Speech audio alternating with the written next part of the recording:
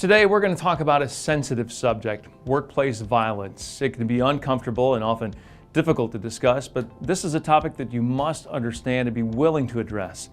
It's a disturbing reality, but violence in the workplace is a very real threat.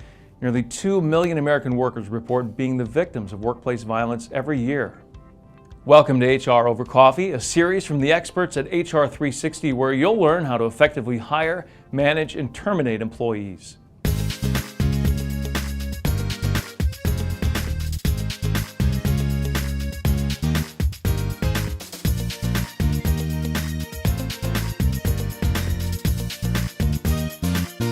While nothing can guarantee that an employee won't become a victim, there are steps that employers can take to reduce the likelihood of workplace violence. Let's briefly define workplace violence, which is any act or threat of physical violence, harassment, intimidation, or other threatening, disruptive behavior that occurs at or outside the workplace. It can include threats and verbal abuse, physical assaults, or even homicide, which is one of the leading causes of job-related deaths. Workplace violence can affect and involve employees, clients, customers, and visitors alike. Research has identified a number of factors that may increase the risk of violence for some workers at certain work sites.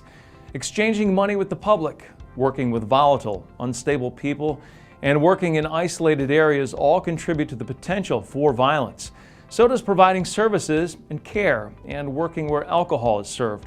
Time of day and location, such as late night or in a high crime area, are also risk factors. Therefore, certain occupations and industries are inherently at higher risk for workplace violence. Now let's discuss your responsibilities. As an employer, you have a legal duty under federal and state occupational safety and health laws to provide a workplace free of conditions or activities that you or your industry recognize as hazardous or likely to cause death or serious physical harm to employees, provided there's a feasible method to eliminate or reduce the hazard. As it relates to violence, any employer that has experienced acts of workplace violence or becomes aware of threats, intimidation, or other indicators showing that the potential for violence in the workplace exists would be considered on notice of the risk of violence.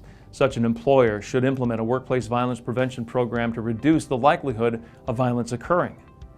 But where to begin? First, establish a zero-tolerance policy toward workplace violence against or by your employees.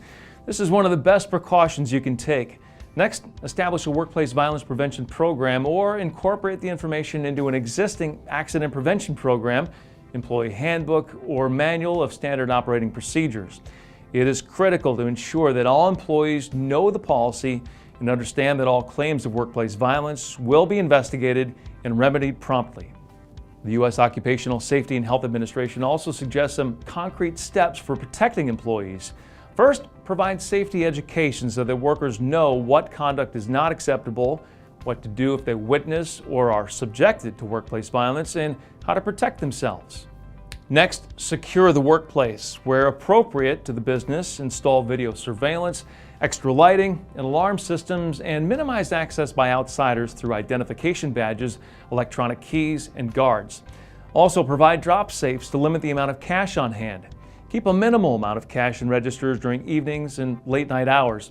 Additionally, equip field staff with cell phones and handheld alarms or noise devices and require them to prepare a daily work plan and keep a contact person informed of their location throughout the day. And be sure to keep your company vehicles properly maintained. Finally, tell employees not to enter any location where they feel unsafe. Instead, introduce a buddy system or provide a guard or police assistance in potentially unsafe situations or at night. To learn more about workplace violence prevention, including risk factors, prevention programs, and training resources, please review OSHA's workplace violence materials, which are available online.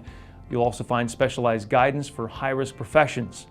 In closing, remember that workplace violence is a problem that affects all of us, so please make the commitment and take the necessary steps to prevent your workplace from becoming a sad statistic. For more information on this topic and to learn about our subscription options to our HR compliance library with over 500 downloadable forms and policies and video training on topics like preparing for workplace emergencies, go to hr360.com and click on the Products tab.